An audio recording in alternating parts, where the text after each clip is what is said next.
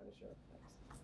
So vlogs are different. Now, this is where it's going to be fun. So we're actually going to try and go into how do you make one of these things. And we're going to do a bit of practical stuff as well. I'm just going to tell you a few things. It's really easy. In this day and age, like you said, you shot that thing before the cell phone, right? Like, it is very easy now with technology to make these kind of things. So prior to production. So this is before. Maybe you're going to go to a project.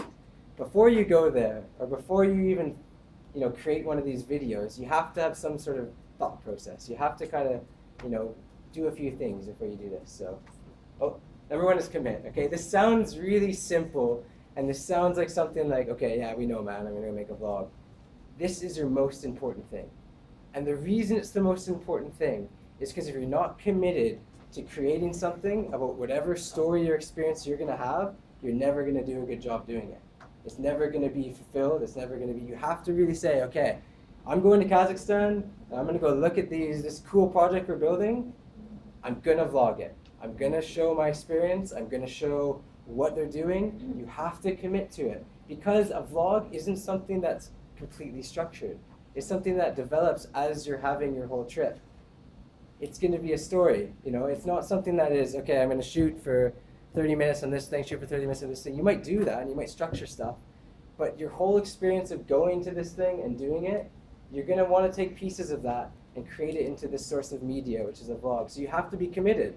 You have to say, okay, I'm doing this, because you might randomly then just start filming stuff. That's how a vlog works. You have to be committed. You have to say, I'm doing it, I'm going to film, it's going to be awesome. You might not know when you're going to film, but you're committed, so it'll work. It's very important. Okay, what is my purpose? That's another thing too. You don't have to write down a list of, okay, this is what I want to do, this is what I want to do. What is your purpose? If you're going to a project, let's say for example in Ramban, maybe your purpose is to check up on the community and see, what the solar panels were doing, and if it was being successful, if it was changing people's lives. So now I know, okay, my story is, I'm going to Ramban to go look at these things, but you need to also incorporate your own thoughts and feelings into this.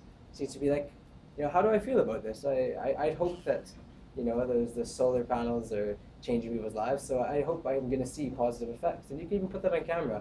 Hey, I'm not sure what I'm going to expect, but I'm expecting maybe it's going to be making a positive difference. Let's go find out. That is part of creating a vlog. So you need to have a flow of kind of what you're going to do and what you think about it, how you feel about it. You don't have to write it down, you just need to think about it before doing these things. Thanks. Know what resources you have. Super, super important. So, your resources, we'll talk about things later, but what kind of equipment do you have? Who are you going to be with? Maybe who are you meeting there?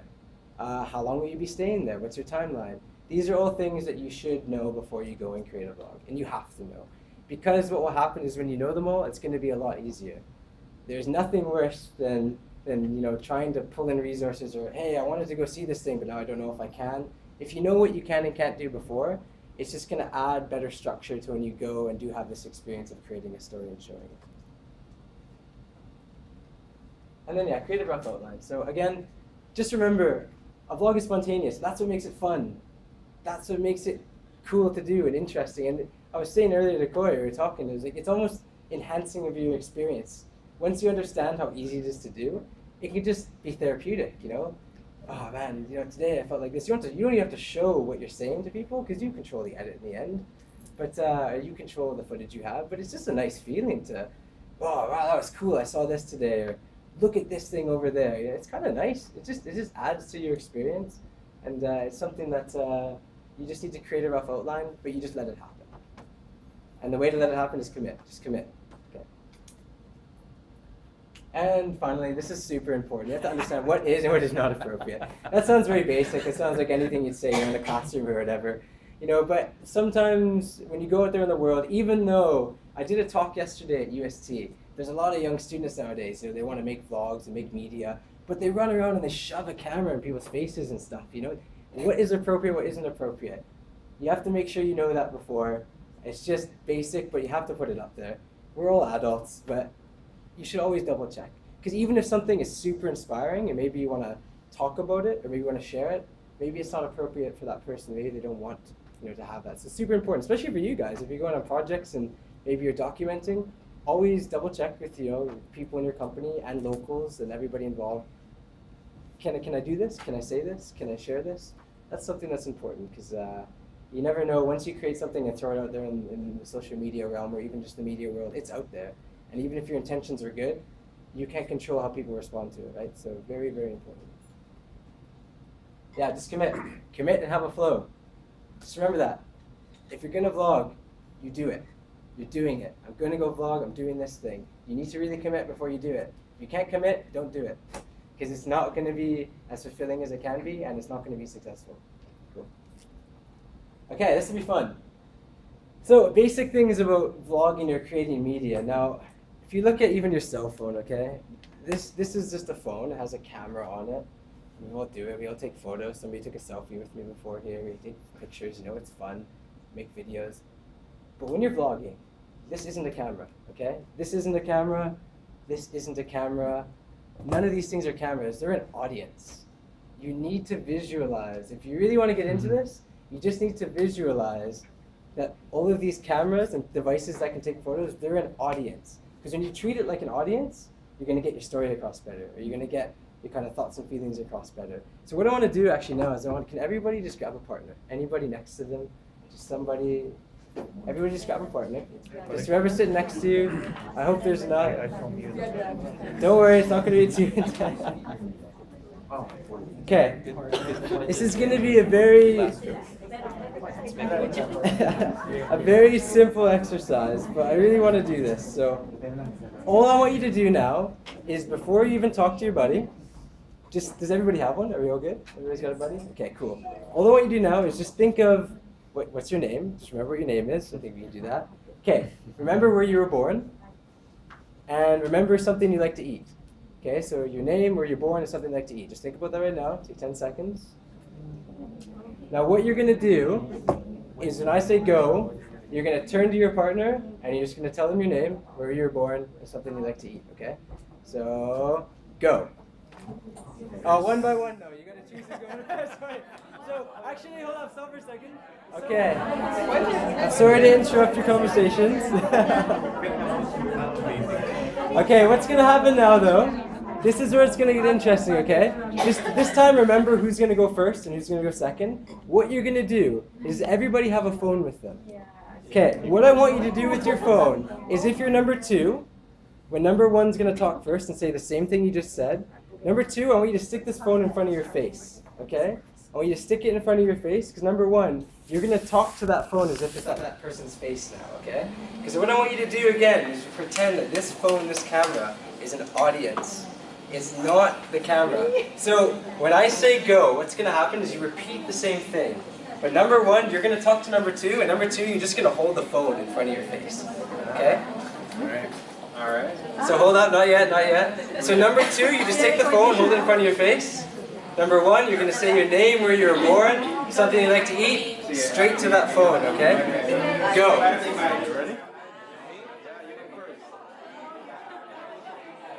Okay, nice one. I'm going to show you guys something now, okay? That was cool. How did that feel? Is it a bit weird when somebody just puts a phone in front of their face? No? It's going to feel weird. It's going to feel really weird. And it was really weird for me for a long time. Once you realize, the good thing about that is behind that lens, whenever you create media, people are watching it. So your camera, whatever you're showing, if you can visualize it just as an audience, as being in a room, maybe that camera to me right now is 30 people looking at me. When you can visualize it as a human beings, as people watching, it'll make it a lot easier. And you might even just forget the camera's there. It's quite cool because you just think you're talking to people. One more thing though, I asked you to say your name, where you were born, and something you like to eat. How weird. I'm gonna do this with Kumar now. Just hold the camera in front of your face. Okay. So my name is Kyle, and I was born in this really big country called Canada. And I love to eat pizza because pizza is really round and it's got lots of greasy cheese, and I love that. Okay. Now, what might have happened? I don't know. I couldn't hear your conversations. But when I asked you to say what your name is, where you were born, and something you like to eat, maybe you just went, okay, I could have gone, my name is Kyle, I was born in Canada, and I like pizza. What makes vlogging and what makes creating media more exciting is when you add to it or when you really connect with people. And in order to connect with people, you got to make things a bit more exciting or different. So did you notice there I said, hey, I'm from this really big country called Canada. Because it's not just Canada, it's big and cool. And did you notice how I said, hey, I like pizza, but I explained it's really greasy and there's cheese and I love that? You know, just adding little words or adding things to what you're saying or what you're creating, it's the same story. I'm a dude who's born in Canada, likes pizza. But when you add things into it, that's what makes it vlogging. That's what makes it cool. That's what connects people to it. That's what makes it exciting. So you're going to do this one more time. But before you do it, really take 30 seconds, think about what you said before, and then add something to it. Because if you can add things to what you're saying, it's going to make it more exciting, and people are going to be connected to it more. So try that, okay? Think for 30 seconds first, and then add to what you're saying. All right, cool, guys. Nice one. So I hope that got you guys, you know, just thinking a bit more about how you can be effective in creating a vlog, okay? That's what makes vlogs more, I guess, and that's I think why they've grown so much over the past few years and why they're so popular with people is they are, you know, a little bit more personal, they're more real, and they're very connective. And again, a vlog can be done by anybody. So when you watch a vlog, you know, you look at you maybe see this person and you go, wow, okay, you know, that's a very real experience. Whereas if you watch a TV show or you watch something that's like, you're disconnected from it. But a vlog you can be very connected to because it's a very real thing. And if you're going to create one, you got to have fun with it, and you got to be more descriptive with it. You got to kind of, you know, add something to it, because if you don't, again, people might just think you're just a boring person, or you're just showing a boring story, you know. And even though that could be funny, I guess, but after a while, you know, people just see the same thing, and it always needs to be added to. So something just to think about. That's why I did the exercise. And super important to look at a camera as people. It sounds really weird. It's really weird sticking a phone in front of your face and looking at it, but that's what it is. And if you can think about it as a person or as an audience, then you'll be more effective talking to it. And again, we'll show later how you don't need to be talking to a camera all the time. That's not what a vlog is. It can be, but that's not what it, you know, it's designed to be. But you can do it other ways too. You don't need to put yourself forward all the time, like, I'm the TV host, I'm doing this. So you don't always have to be talking. Okay. All right, next. Just press space. All right, so the actual production, okay?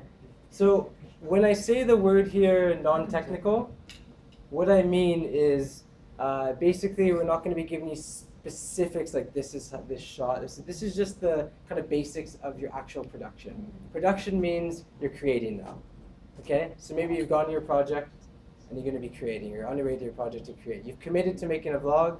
What are the first kind of things you need to do? Film, film, film. More footage is better than less. I've done TV, I've done vlogs, I've done a lot of media now. I tell you, it's a lot better at the end when you come back from something and you have a lot more things to work with.